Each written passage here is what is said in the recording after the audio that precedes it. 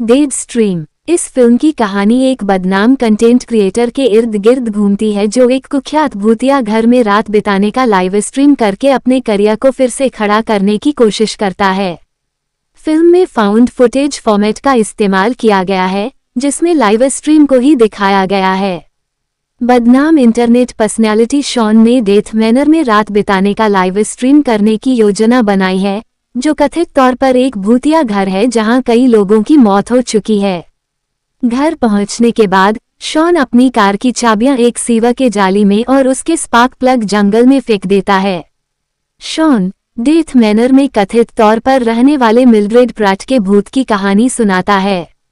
Mildred Pratt एक धनी Mormon उत्तराधिकारी और असफल कवयित्री थी, जिन्होंने अपने प्रकाशक और प्रेमी लास की अचानक मृत्यु के बाद आत्महत्या कर ली थी।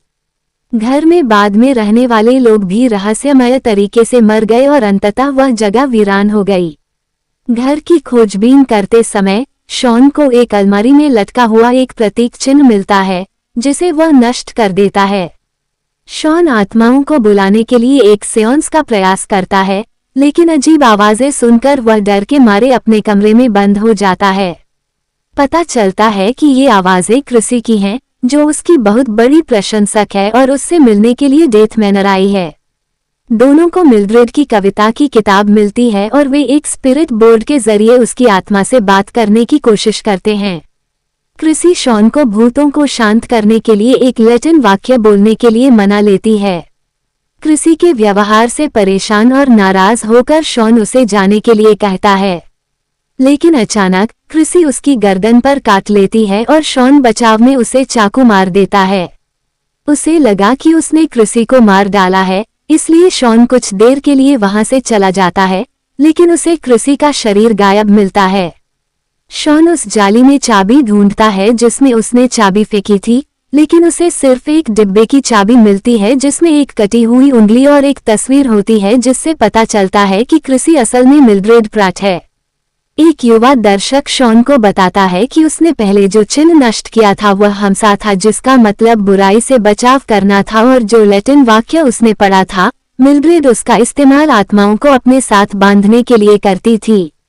एक बुजुर्ग दर्शक शॉन को बताता है कि इस अनुष्ठान में मांस की बलि देनी पड़ती है।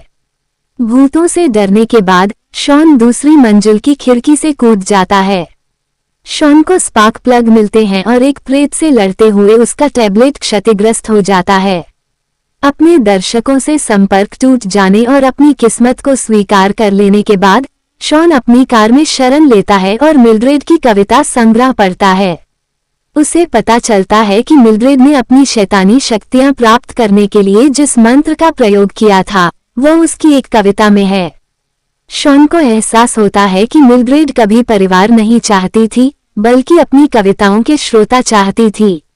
मिल्ड्रेड के श्रोताओं से प्रेरित होकर वह अनुष्ठान पूरा करता है और मिल्ड्रेड की आत्मा को विवश कर देता है। शॉन मिल्ड्रेड को चुनौती देने के लिए घर लौटता है। शॉन अपने उपकरणों के पास जाकर एक अतिरिक्त टैबलेट निकालता है और मंत्र का अनुवाद करने वाली टिप्पणियां पढ़ता है।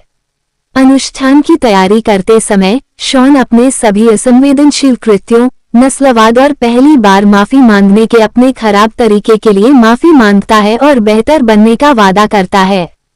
मिल्ड्रेड के साथ भीषण संघर्ष के बाद शॉन मंत्र पढ़ता है, जो विफल हो जाता है। उसकी कटी हुई उंगली देखकर उसे याद आता है कि अनुष्ठान में बलिदान की आवश्यकता होती है और वह अनुष्ठान पूरा करने के लिए अपनी एक उंगली काट लेता है।